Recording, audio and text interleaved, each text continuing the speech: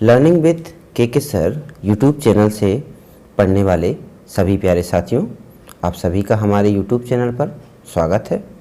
दोस्तों, आज का ये वीडियो लेक्चर हिंदी मीडियम छात्रों के लिए प्रश्नावली 1.2 के प्रश्न क्रमांक 1 से 3 तक के हल के लिए डाला गया है। दोस्तों, इस वीडियो लेक्चर के माध्यम से आप प्रश्नावली 1.2 के महत्वपूर्ण सवालों को हल करना सीखेंगे और वीडियो के अंत में आप कमेंट बॉक्स में लिखकर हमें ज़रूर बताएंगे कि आपको ये वीडियो कैसा लगा और आपको इसका अगला पार्ट कितने दिनों में चाहिए, वो आप हमें बताएंगे। वीडियो में कोई सवाल यदि आपको समझ में नहीं आता है तो अब आप उसे रिपीट करके देख सकते हैं और फिर भी समझ में नहीं आता है तो आप हमें कमेंट बॉक्स में अपनी समस्या लिखकर बताइएगा। अगले वीडियो लेक्चर में हम उसे सुधारने का पूर्ण प्रयास करेंगे। तो चलिए दोस्तों, हम वीडियो को स्टार्ट करते हैं।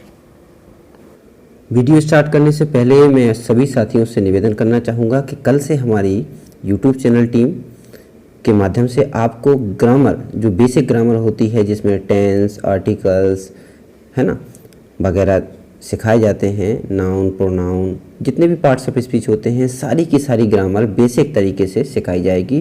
तो यदि अभी तक आपने हमारे चैनल को सब्सक्राइब नहीं किया है तो प्लीज़ चैनल को सब्सक्राइब कर लीजिए, अपने फ्रेंड्स को बताइए वो भी सब्सक्राइब कर लें, क्योंकि कल से हम आपको इंग्लिश का एक नया ही अंदाज जो कि सीखने को मिलेगा सिखाने वाले हैं। तो जुड़े रहिए हमारे यूट्यूब चैनल के साथ। तो चलिए हम करते हैं वीडियो को स्टार्ट।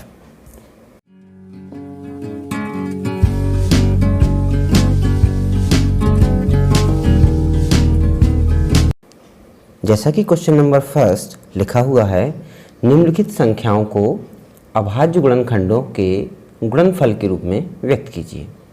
यहाँ पर हमें 5 सवाल दिए गए हैं जिसमें 140, 156, 3825, 5005 और 7429 ये 5 सवाल हमें दिए गए हैं।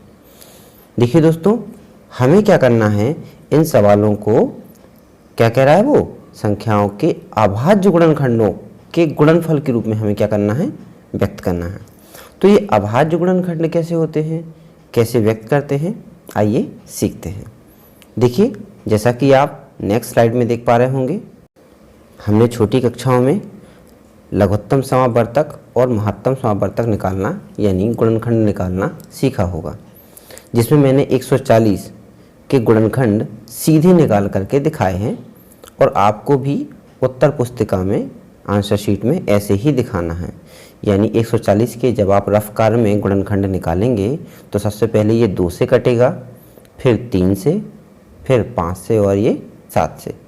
यहाँ पर हमें एक बात और याद रखनी है, जैसे कि यहाँ पे मैंने लिख रखा है 2 गुणे 2 गुणे 5 गुणे 7, यानी कि 2 के कितने गुणनखंड बने, 2, 5 के कितने, 1 और 7 के कितने, 1। इस प्रकार 140 के हमने गुणनखंड किए, 2 गुणे 2 गुणे 5 गुणे 7 और ये हमारा पहला हो गया हल।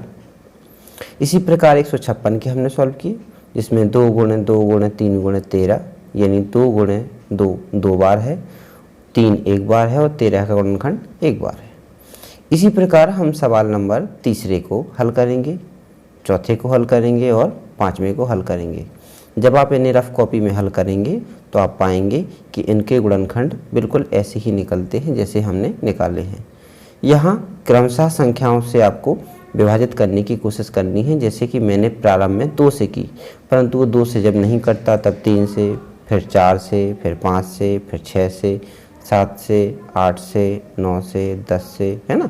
इसी तरह 7429 को देखते देखते 17 से विभाजित किया, फिर 19 से और फिर 23 से।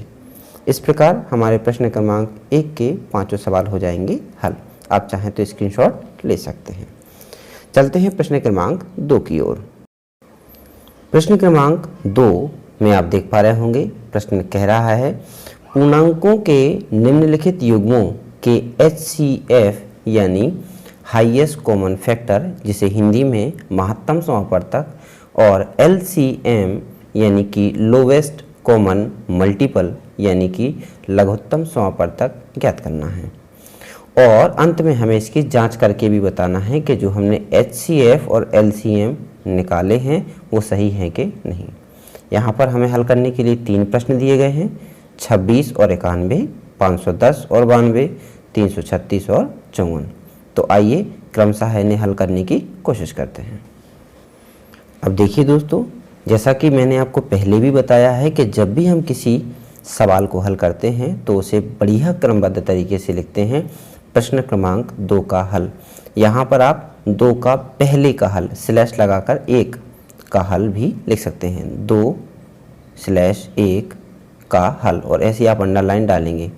ऐसा लिखने से यह बात स्पष्ट हो जाती है कि जो भी बच्चा प्रश्न हल कर रहा है वो निश्चित ही बहुत बुद्धिमान, प्रखर बुद्धि वाला है।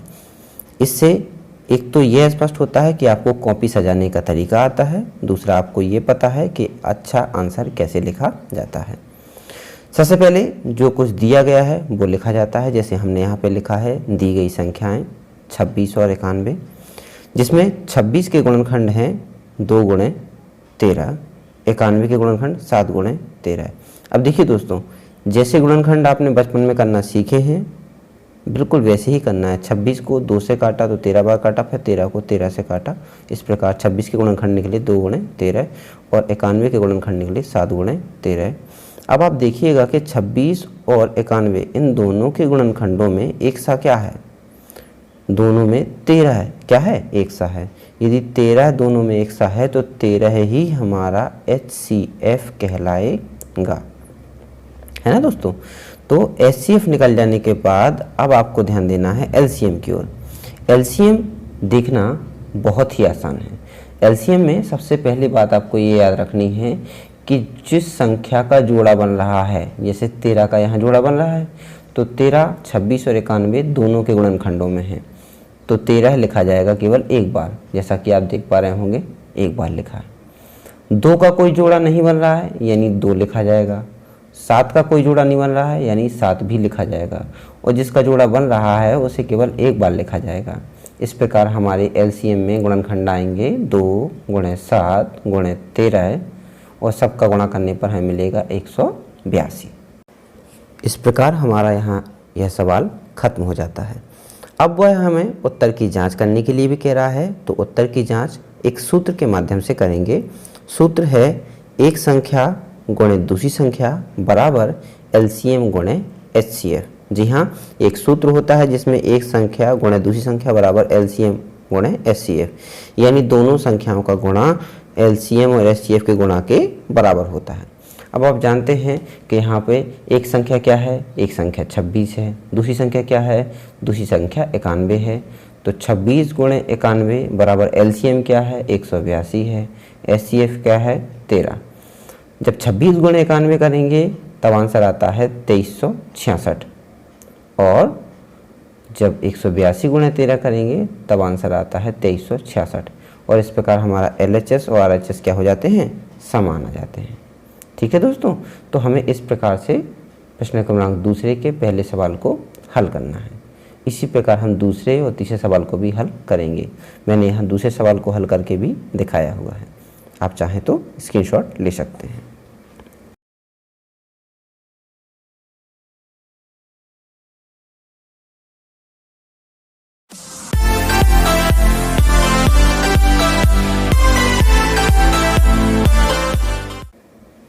इस प्रकार प्रश्न क्रमांक 1 और 2 कंप्लीट हो जाने के बाद हम चलते हैं अपने प्रश्न क्रमांक 3 की ओर।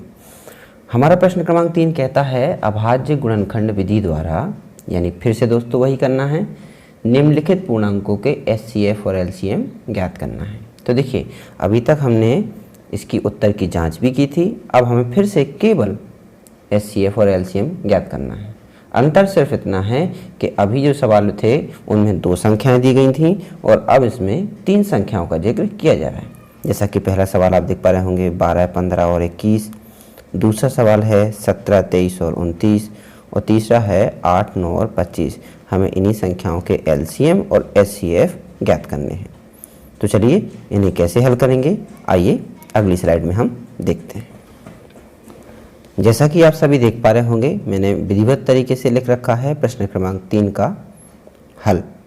और ये कौन सा सवाल है? पहला। हमने लिखा है दी गई संख्याएं 12, 15 और 21, जिसमें 12 के गुणनखंड निकालते हैं तो हमें मिलते हैं गुणनखंड 2 गुणे 2 गुणे 3, 15 के निकालते हैं तो 3 गुणे 5 और 21 के निकालते हैं तो 30 आते 21। अब देखिए दोस्तों, यहाँ पर देखने वाली बात ये है कि मैंने बताया कि चाहे संख्या 2 दी हो या 3 दी हो, तीनों के, चारों के या जितनी भी संख्या दी हो, सभी के गुणनखंडों में जो गुणनखंड एक सा हो यानी कॉमन हो, वही कहलाता है हमारा HCF। जहाँ से जैसे यहाँ पर आप देख पा रहे होंगे 12, 15 और 21 के गुणनखंडों में 3 हमारा एक गुणनखंड कॉमन है, तो यही कहलाएगा हमारा HCF। LCM में हमने आपको बताया था कि जिसका गुणनखंड कॉमन है उसको लिखेंगे एक बार, जिसका गुणनखंड कॉमन नहीं है उसको लिखेंगे अलग अलग से, जैसा कि आप देख पा रहे होंगे। यहाँ पर ना तो 2 का कोई जोड़ा बन रहा है इसलिए 2 को लिखा गया है, अगले 2 का भी कोई जोड़ा नहीं बन रहा है इसलिए फिर उसे 2 को लिखा गया है, 3 का जोड़ा बन रहा है तो 3 को एक बार लिखा गया है, 5 और 7 के भी कोई जोड़ा ना बनने पर उन्हें भी लिखा गया है। इन सब का गुणा करने पर हमें LCM मिल जाता है 420। तो देखिए दोस्तों, हमने HCF भी निकाल लिया और LCM निकाल लिया, यहाँ सवाल हो जाता है हमारा समाप्त। ठीक है दोस्तों, इसी प्रकार हम इसके सवाल नंबर 2 को हल करेंगे। सवाल नंबर 2 में हमने लिखा है प्रश्न क्रमांक 3 का दूसरा हल। दी गई संख्याएं हैं 17, 23 और 29। 17, 23 और 29 आप देख पा रहे होंगे कि ये संख्याएं सभी अभाज्य हैं और स्वयं के अलावा अभाज्य संख्या किसी से नहीं कटती। तो आप जानते हैं 17 17 से कटेगा, 23 23 से कटेगा और 29 29 से कटेगा। अतः इनके गुणनखंड होंगे 1 गुणे 17, 1 गुणे 23 और 1 गुणे 29। अब 1 क्यों लिखा है यहाँ पे हमने? तो बच्चों, कभी भी 2 या 2 से अधिक संख्याओं का HCF शून्य नहीं हो सकता। उनका HCF यानी महत्तम समापवर्तक कम से कम 1 तो होता ही है, यानी 1 वह संख्या है जो सबको विभाजित कर सकती है ना। LCM में आप देख पा रहे होंगे, LCM में मैंने 17, 23 और 29 इन तीनों को लिया है क्योंकि इनमें से किसी के जोड़े नहीं बन रहे हैं। सबका गुणा करने पर हमें मिलता है 11,339 और इस प्रकार हमारा तीसरे का दूसरा सवाल भी हो जाता है कंप्लीट। और इसका तीसरा जो सवाल है वो है 8, 9 और 25, जो कि आपके लिए होमवर्क के रूप में मैं दे रहा हूँ। आप उन्हें लगाइए घर पे, आप पे बनता है कि नहीं बनता है।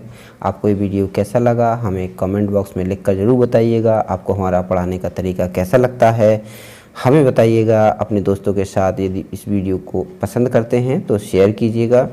तब तक के लिए धन्यवाद। फिर मिलते हैं एक नए वीडियो के साथ।